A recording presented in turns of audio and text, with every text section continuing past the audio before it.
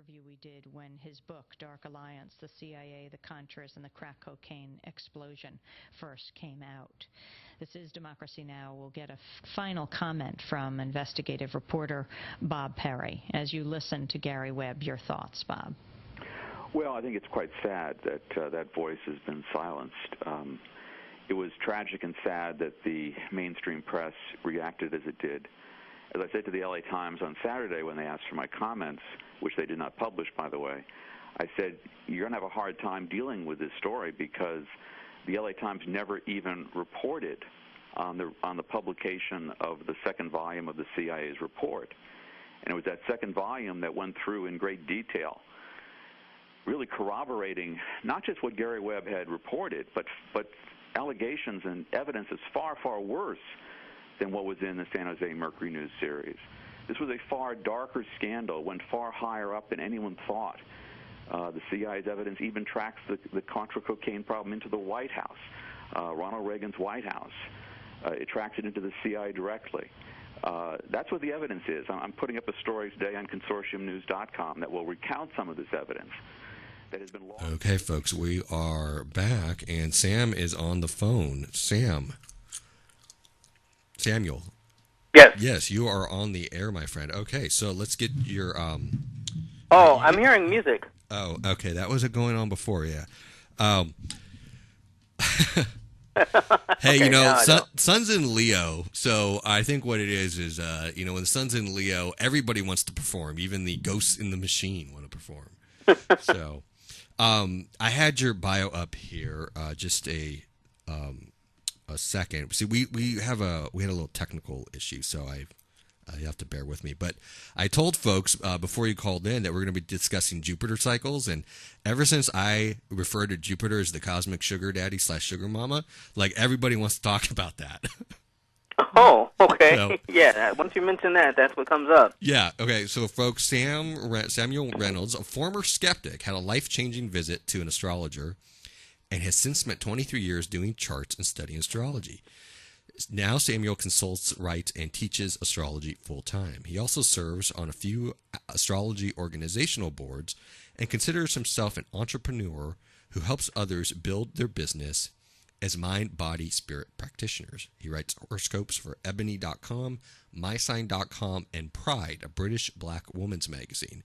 He also runs UnlockAstrology.com.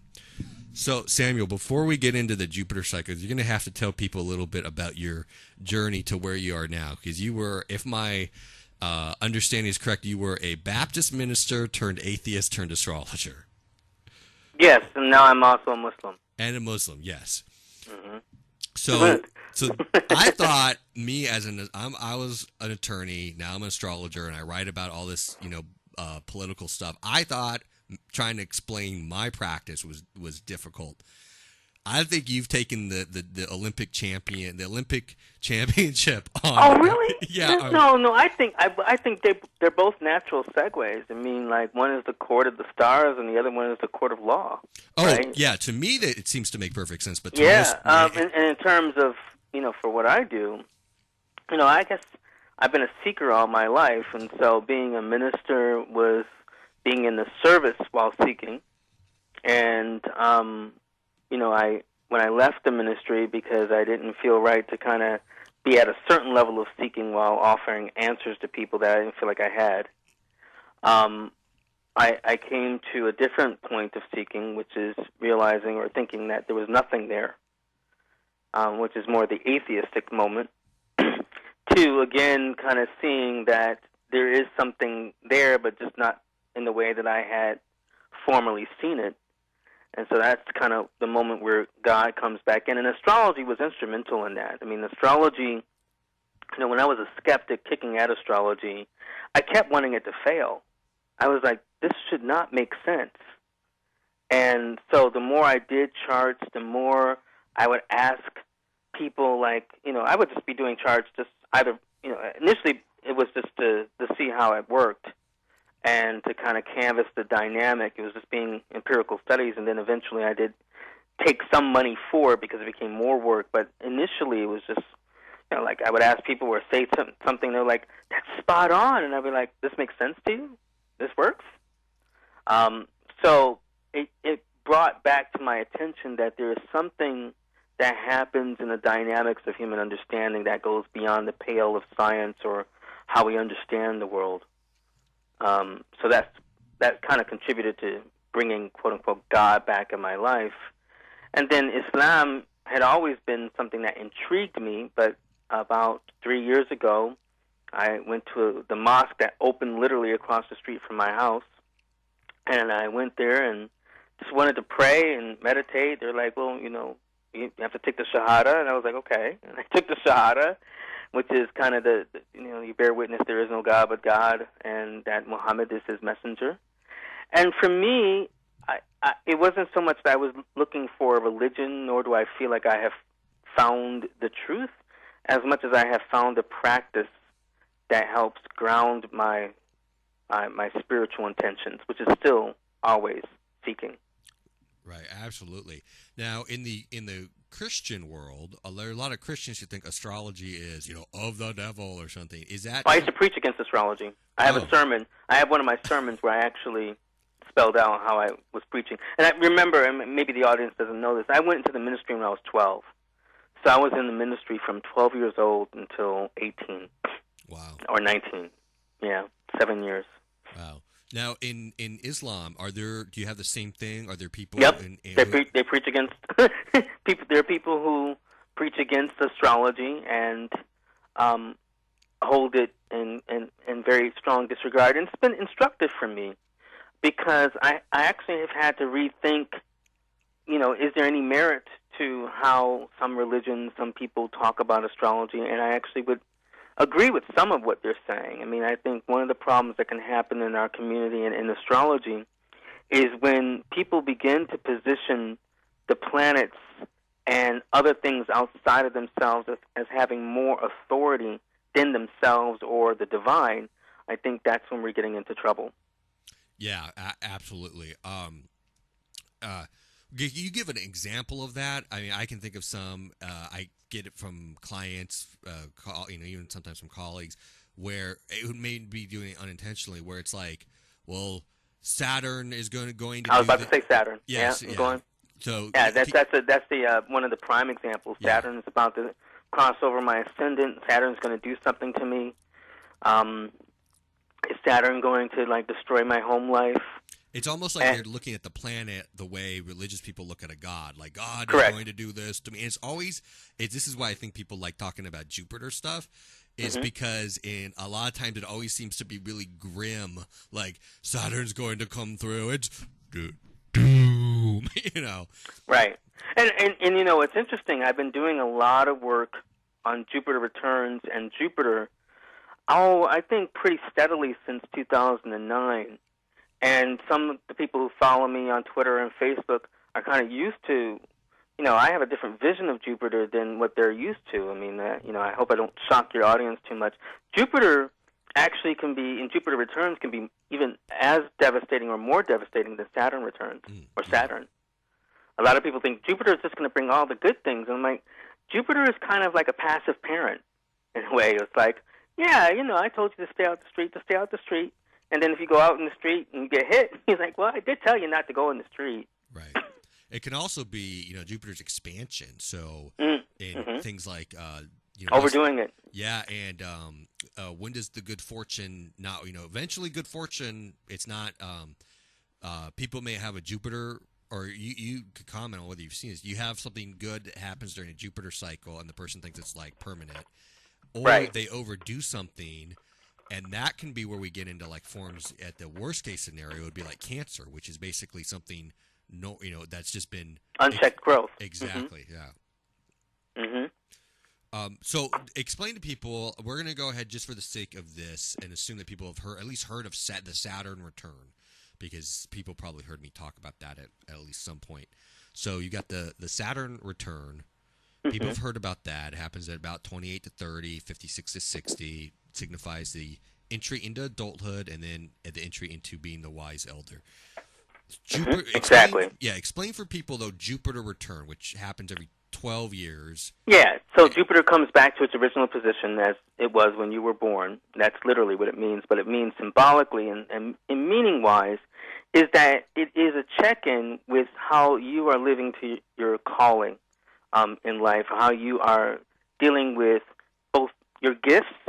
You know, we're calling it a calling, but Jupiter deals with how we honor the generosity of spirit. And so both in terms of the generosity of spirit that comes from within to the society that has created you or community, and then also how you're prepared to receive those gifts and not just give them. So it is a time where you can deal with your fortune, but I like to think of fortune or luck as preparation meeting opportunity. So Jupiter is definitely, or Jupiter returns, are a time when you are dealing with a certain maybe conscious preparation, and the opportunity can present itself for you to give your gifts. So let's go ahead. We'll start. What's your Jupiter in? We can use Virgo. Virgo. So why don't we go ahead and use?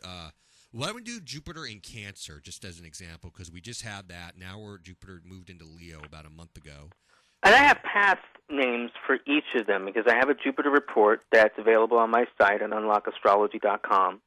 And so I do have a breakdown for each of them. I mean, we won't necessarily have time for all of them, I don't think, but starting with Jupiter in Cancer, I call that the path of feeling good and safe. So that is about seeking to experience the snug and secure virtues of life, pursuing one's fortune with a lively, gut-filled confidence and a sense of assurance. It doesn't mean that you are born with a silver spoon in your mouth, literally, as much as you are attempting to get the feeling of having one, whether you were born with it or not. And so when you're talking about Jupiter in Cancer, it is because of its quote-unquote exaltation, attempting to experience the goodness of life. Right. Now, what you said there about the it's because being born with the silver spoon in its mouth. Now, we were talking about this with the guest the previous hour about like race, class, economic privilege, all this type of stuff. And so 1 out of 12 people who are born in an economically deprived area and 1 out of 12 people born in a really well-off area are both going to have Jupiter in Cancer. They're not going to necessarily have the same experiences, right? That's correct, right. And so both may be concerned with different perspectives of understanding the silver spoon in one's mouth.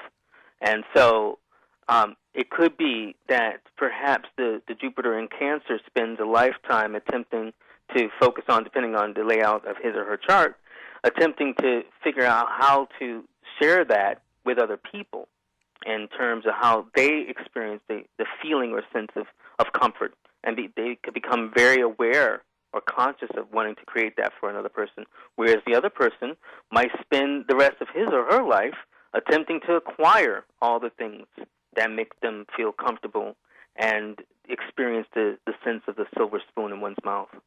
Right. But both are concerned with comfort, but in a whole different, I guess, pole. Yeah. One, if you're living in a area where there's not a lot of economic resources, maybe that is just like sharing some bread and rice and beans with people. And if you're born in an area where there is a lot of economic resources, maybe you're like sharing some gourmet dish from Whole Foods or something. I don't know. Correct. Yeah, I think one of the things that people try to dismiss astrology with is like, well, what about this happening with the stars and this happening with another person, and it didn't manifest that way. Context is always important. Even that's true with all fields of human endeavor. There's no particular thing that happens versus genetics or versus economics where you have the same circumstances that allow the same thing to replicate itself naturally. Right. If you've got well, I'll give you an example. I read there's something about as a pair of twins, and they got adopted. One of them was adopted by a working class family, and the other was adopted by a really like well off, like Wall Street type family. And the kid who was adopted, their biographical arcs ended up mirroring each other. So like when the one guy got his apprenticeship to be working with metal, like he was a metalsmither, that was when the other guy got accepted to business school. And when one of them became the head of the union, that was when the other one became the head of some corporation. So they kind of mirrored each other, even though they're in two different economic classes. Right. But the context is going to be completely different for how they manifest a particular intention. Right. And do these things, not just with Jupiter, but with anything astrological, does gender play a role? Like, is a male? Absolutely. Yeah. I think, one of the things that I think someone was just asking me yesterday about gender and sexual preference and orientation. And these are the things that I don't believe you can see in a chart. I don't think you can see clearly someone's race. I don't think you can see someone's gender, class, or gender preference. And I think those become the informed contexts by which we come to understand the manifestation of the planets. They become the commentary. So there's no way by saying, oh, well, you have a Venus in Virgo, and it means that you're going to be poor. You might be talking to someone who's a Rockefeller. They may not be, or, who's a Gates, who may not necessarily be as wealthy as, say, I don't know, someone else who might become a multi-trillionaire, but by no stretch of the imagination could we say this person will be poor. Right. Now, do you see, like, if you've got, say, we'll just use Jupiter in Cancer as an example, since Cancer is generally considered a female sign. It's the signs aren't actually gendered, but they're kind of considered that way by a lot of folks, even if it's not actually true. But would and just using American culture as an example, would a woman with Jupiter in Cancer have that experience differently than somebody with the exact same chart but who's a male? Would she have an easier time with it or a more difficult time? I don't think it's going to be per their gender that manifests that way. I think, my understanding of gender and how it's used in astrology is a question of expression, and not just in terms of feminine or masculine, as whether external or internal, in terms of the way in which it might manifest. And I think, someone who has a Jupiter in Cancer, let's say in the 10th house, a woman, but a moon in Aries, she's going to be expressing a moon-Jupiter square. And by virtue of that, so I think what may happen is that maybe she might express too openly how she's impatient with something. Which is going to have... I've got that square in my chart. Moon in Aries on the midheaven, square Jupiter in Cancer, and yeah.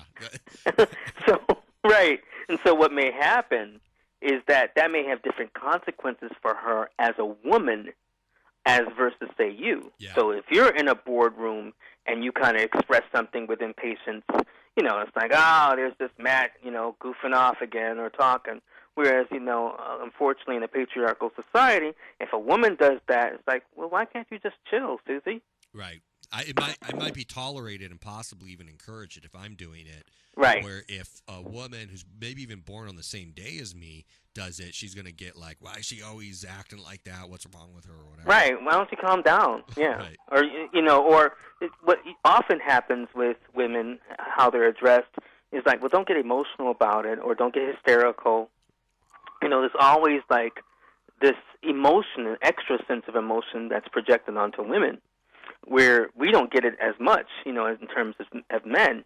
Whereas, statistically and even just historically, it seems like we're probably more emotional in the sense of how wars jump off and other things that happen. I don't know. Yeah, So, any major bombing campaign that's been initiated most likely was initiated by a man. Exactly. Yeah. Yeah.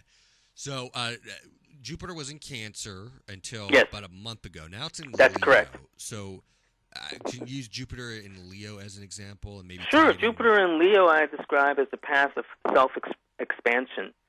So I would describe it as seeking how to dynamically create and reveal more of oneself to the world. Life is an endless game of hide and go seek with oneself. How you're really attempting to become this idea of yourself and really tap into a bigger sense of oneself. For instance, I mentioned Gates, which I'm referencing Bill Gates earlier. He's one with a Jupiter in Leo.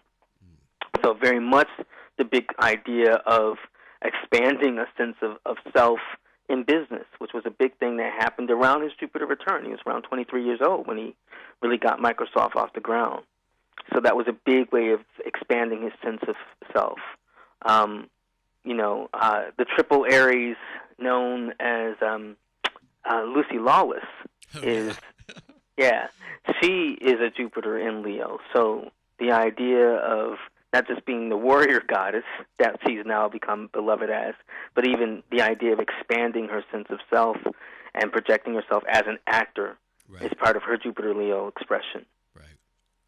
And another example is Pope John Paul II, who who became Pope, I believe, at his 5th Jupiter return, the one you were talking about earlier that comes with the Saturn return.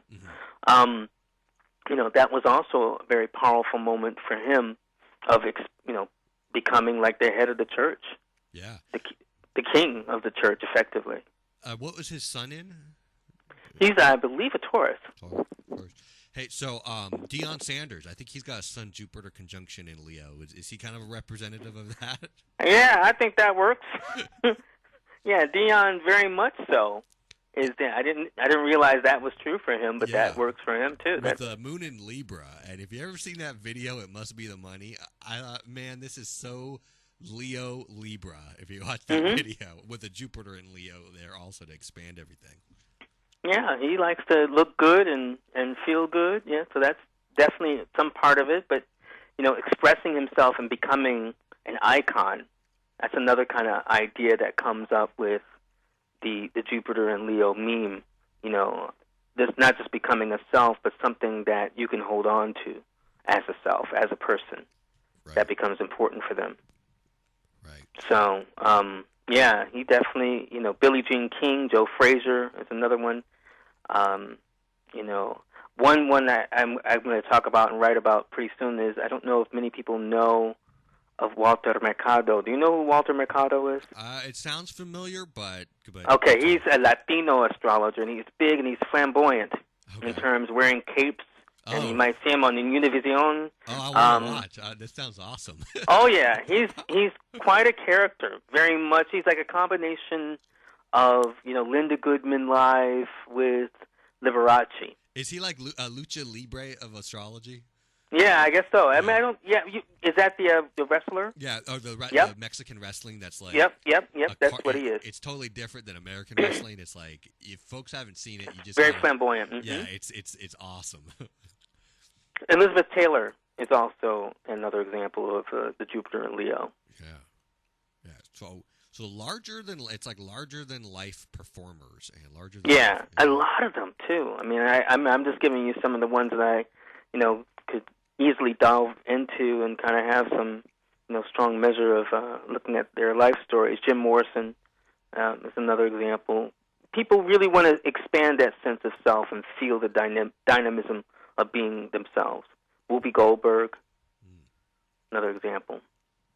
So with the way the Jupiter cycle works, where it occurs age about 12, 24, 36, 48, is there a different, like, I've just went through my 3rd Jupiter return. I spent a lot of time trying to think, well, what was I doing at my 2nd Jupiter return and my 1st Jupiter return? Yes, I'm glad you asked that. And I also like to say that there are maybe even different important characters or characteristics to emphasize during each of them.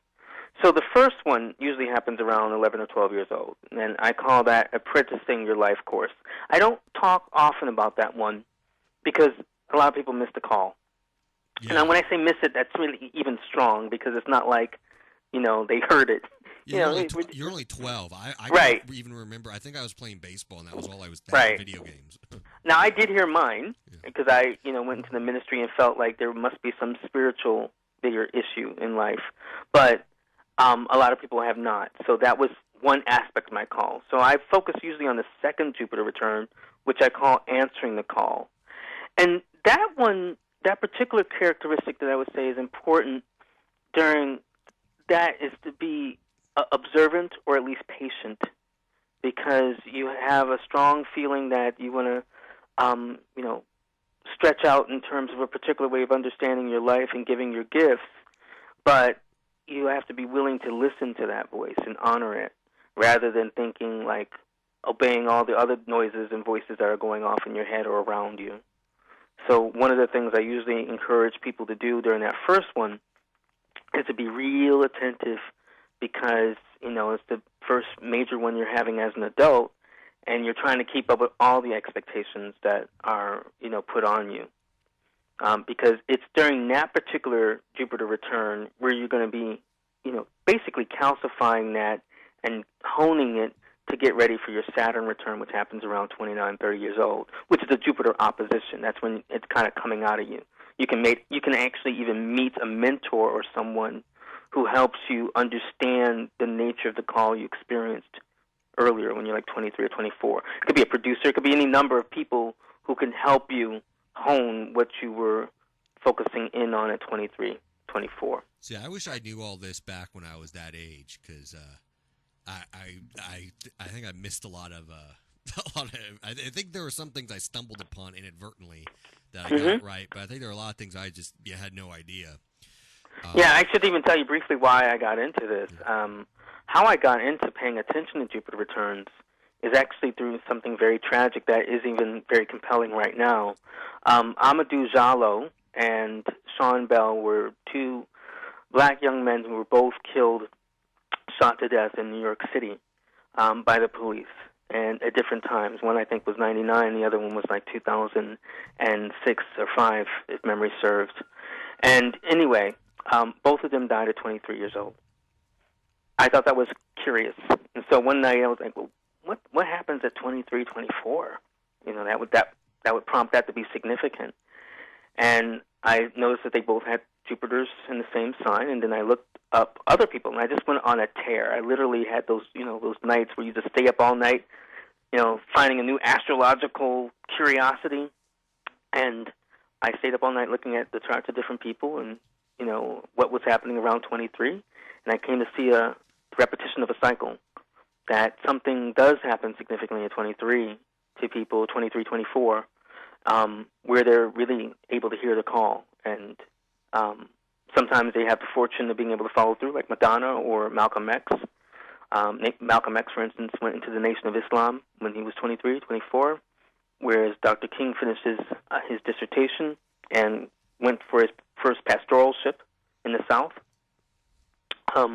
So there are people who do get to hear the call and start on their path, but then there are other people who can get distracted, which is why I say it's always very important to listen at that particular one. The third one you mentioned, which happens around 35 or 36, that's the one where I say it's very important to enlist more courage at that particular return. At that particular return, I call that two things. Both keeping the faith is one way of putting it. The other way I put it is crossing the threshold. It's a path of no return, because that's the point where you are now coming into a different leg of your journey in your life, and there's no way of going back to just like some halcyon aspects of your youth, nor are you kind of at the point where you're old by any stretch of the imagination. You still have a lot of your youthful vigor. So by virtue of having that energy, it's time to move forward in terms of what you envision as your life path, based on what you may have perceived from your 23, your second Jupiter return. And then when you're moving into your fourth Jupiter return, I call that going more so into the belly of the beast.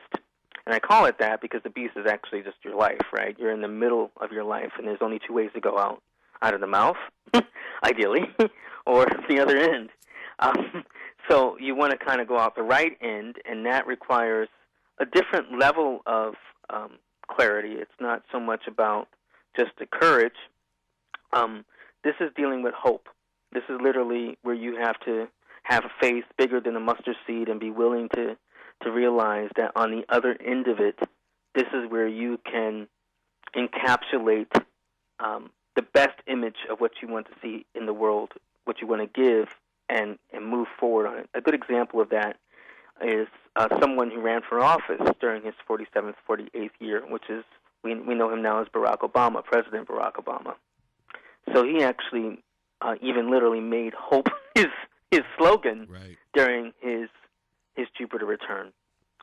So that's one critical thing that needs to happen during the fourth Jupiter return. The fifth Jupiter return actually requires grace, and that happens between 59 and 60 years old. And grace, because you actually have a fork in the road where you can go more toward the hard line aspect of Saturn, which is, important as an elder, but the Jupiter is encouraging you to have compassion and grace with it, and realizing that you don't have to be hardened by some of the hardship that you have endured during the first 60 years of your life.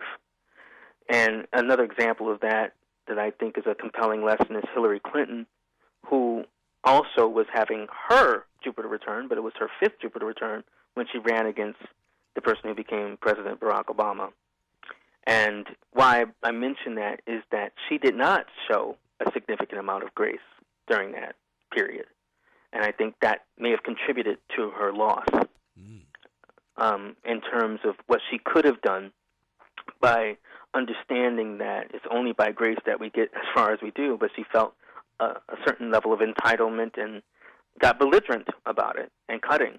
And it worked against her, especially running against a candidate who was bracing for hope. Another example of someone who also is kind of dealing with the struggle is the poll between Vladimir Putin and the last name is Navalny. He was a dissident in Russia who's challenging or has been challenging both the mayor of Moscow and also Putin.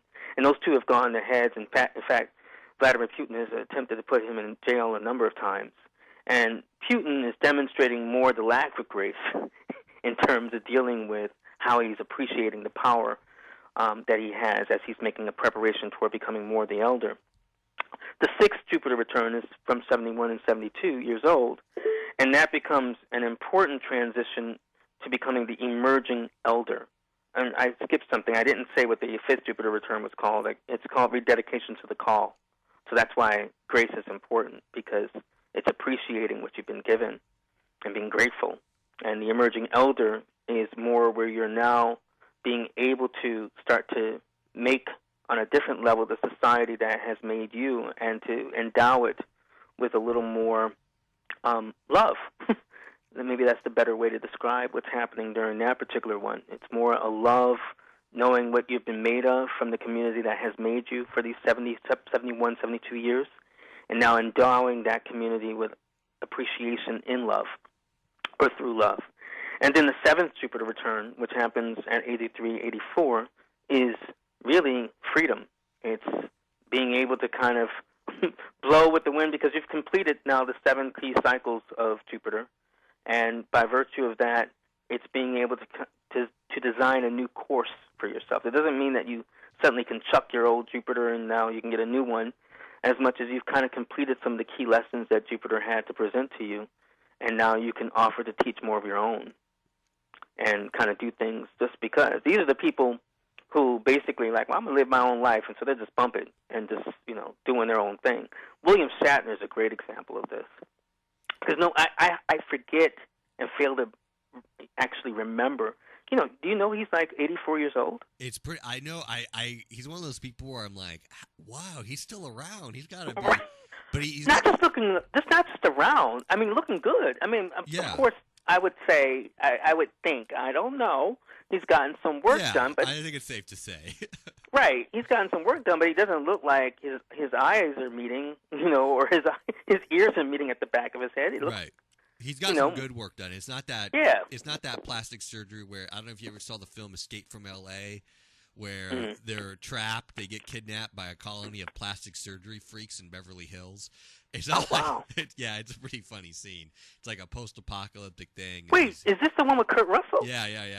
So I didn't see that. I don't remember that part. Okay, yeah, go on. Escape from New York. Right, I saw that one with Yeah, him. they did the sequel. I remember that well. Yeah, the sequel is Escape from L.A., and what happens at that point is the U.S. is a police state. A right-wing president has taken over the country. A U.S. city's been destroyed by an environmental disaster. We're at war with a third world country. And what else? It was like I completely predicted everything that's happened in the last 15 years. And then they deported Muslims, okay? Mm-hmm. And then gay people, anything who wasn't, in line with the, quote, the new moral America. It's one of my favorite movies, even though it was really kind of silly. But, I mean, when you see it, it's definitely kind of like, it's a strange movie. But one of the best scenes is Kurt Russell and this Muslim gal who he meets up with get kidnapped. They're in Beverly Hills, and the gal's like, you don't understand like what Beverly Hills is about these days. And there's a colony of plastic surgery freaks, and they kidnap Kurt Russell and the gal, and then it's kind of funny. But the point of that is that William Shatner, the people in that film look like some actual celebrities who've had really bad work done. But William Shatner, as you were saying, doesn't. He does not look like that, and he really is just kicking about like he's he had a off Broadway or a Broadway show for a while. He's really just embracing his notion of freedom and going, I guess, beyond where any person really has gone before. Yeah, that's for sure. Now, isn't he like a billionaire or something because of Priceline stock he had in Priceline or something? Well, between Priceline, his movies, and his books, and he actually had been, doing a lot of different acting over the years. So I don't know if he's a billionaire, but I can believe it. Yeah, I think he's got I just remember reading somewhere that because of the Priceline stock, I guess he got paid entirely in stock, and then the stock appreciated.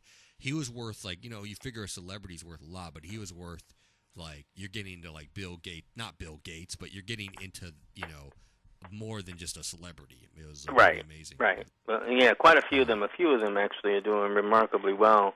And so I guess if you've been in the game as long as he has, it's there. And I think what's interesting is that he and Leonard Nimoy are about the same age.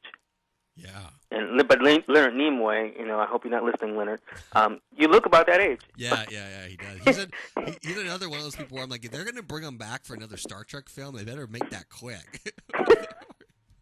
Okay, that was worse. But yeah, that's true. I mean, I'm just saying he's in his 80s. He's lived a great long life, done a lot of different things. Course. Yeah, right. So it's not no doubt. Yeah.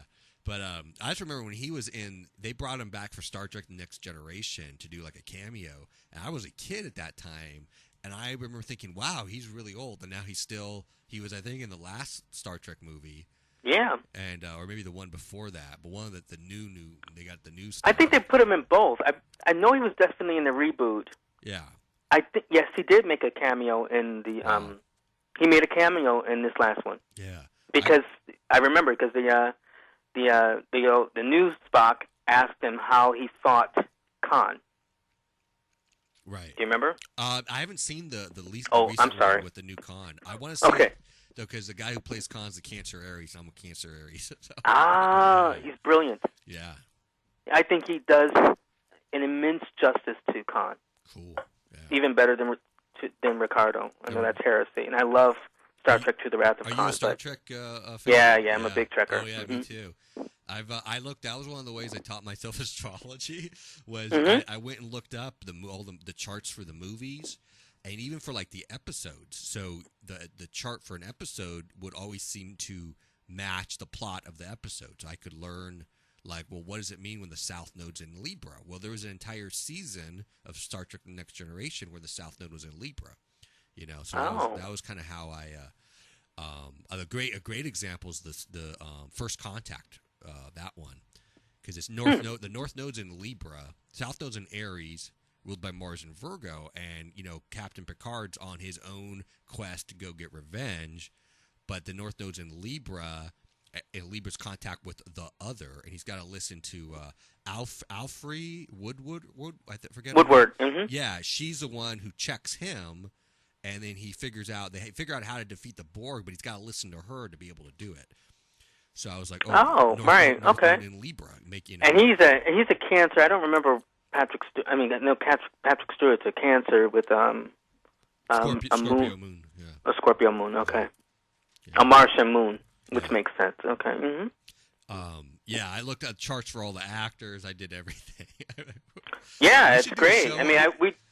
We should do a show on the astrology of Star Trek. We should. I did that for something that Kepler College did a few years back. Oh, God. I totally want to hear that. Yeah. So that would be fun to do again, for sure. I said to, Nina Griffin? Yes.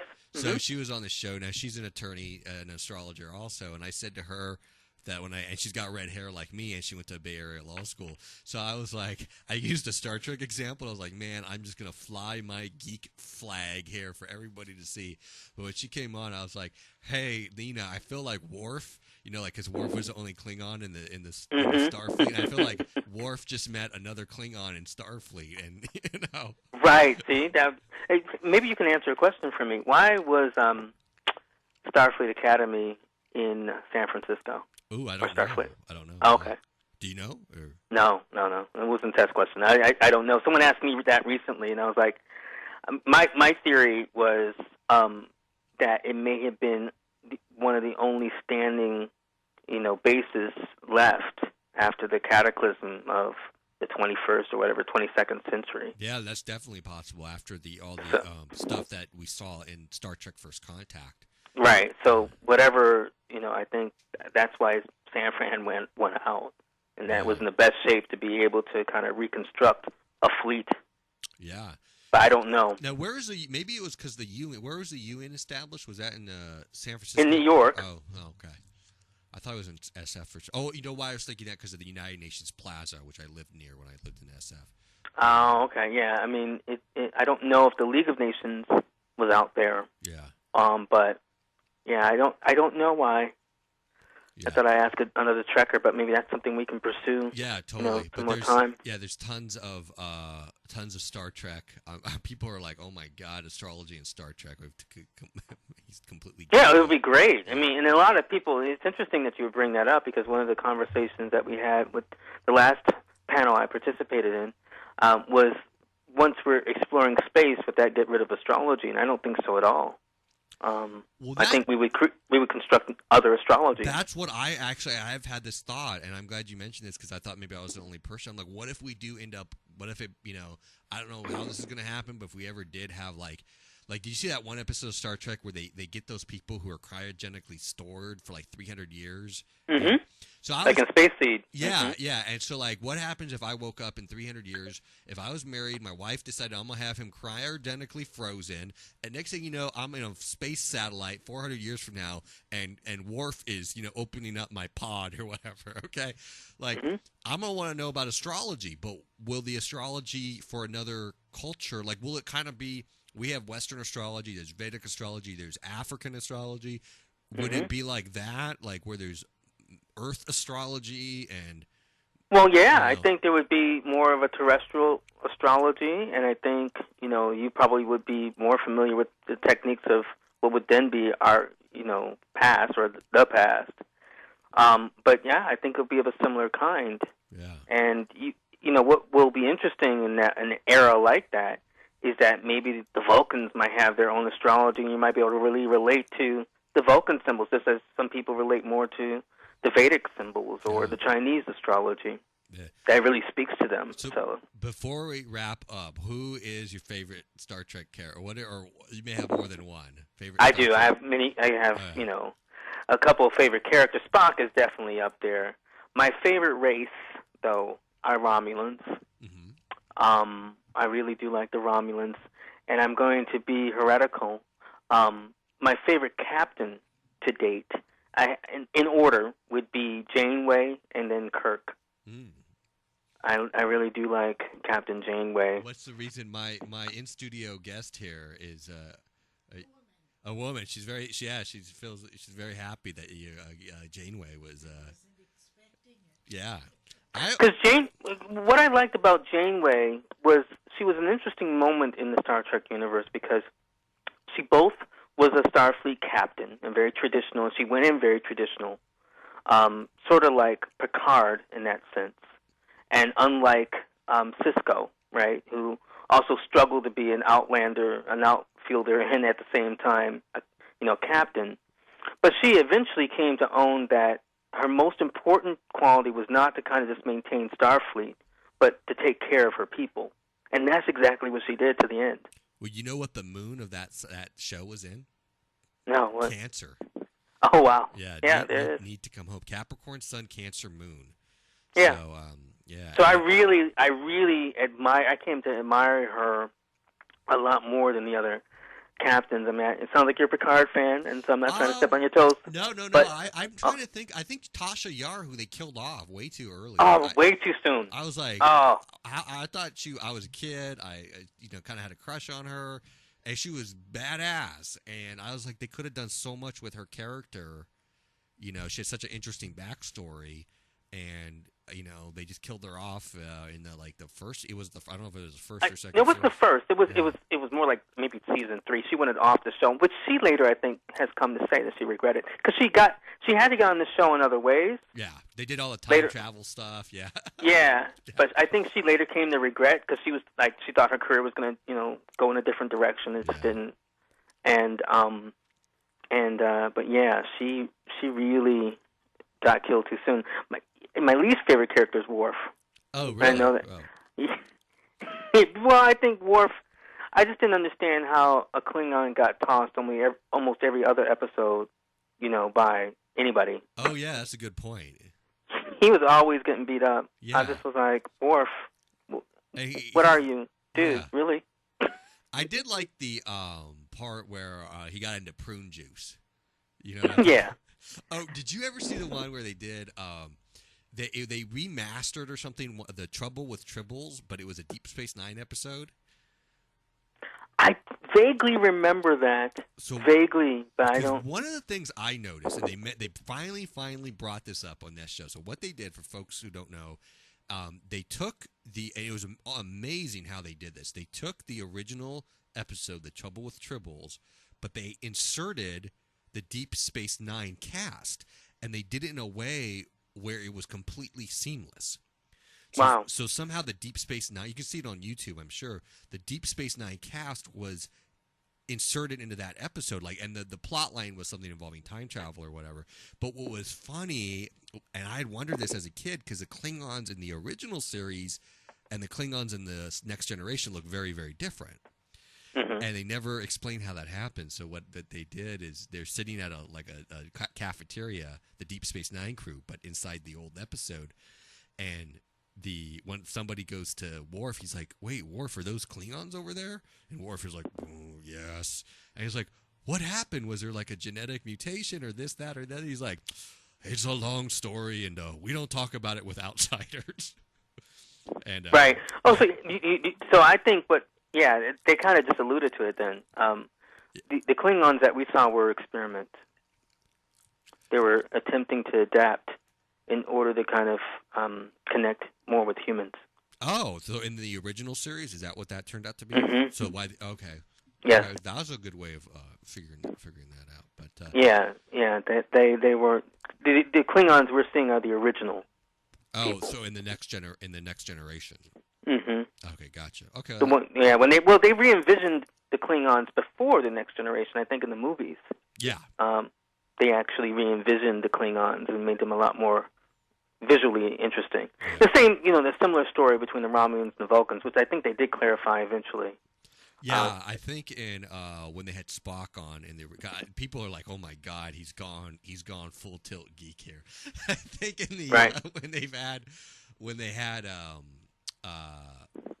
Spock when he made his reappearance in the Next Generation series. Yeah, it's interesting how the parallels happen. They're really more like, I guess, 1,000 years or even million years kind of drift between like how we, Americans have drifted from, I guess white Americans more so, in terms of drifting from like England. Yeah. And so it was all one root place, but by virtue of like cultural and planetary distance, the Romulans left once logic took over more on Vulcan and resettled another world, calling it Romulus.